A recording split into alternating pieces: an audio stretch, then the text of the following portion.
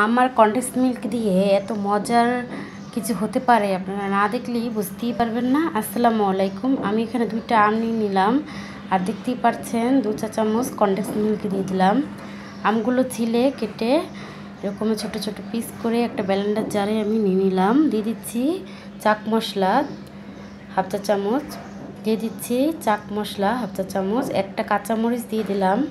চা চামচ condense milk নিয়ে আমি গ্লাসে চারো সাইডে লাগিয়ে নিচ্ছি। যখন ব্লেন্ডার করবেন তখন 1 চা চামচ কনডেন্স মিল্ক দিয়ে দিতে পারেন।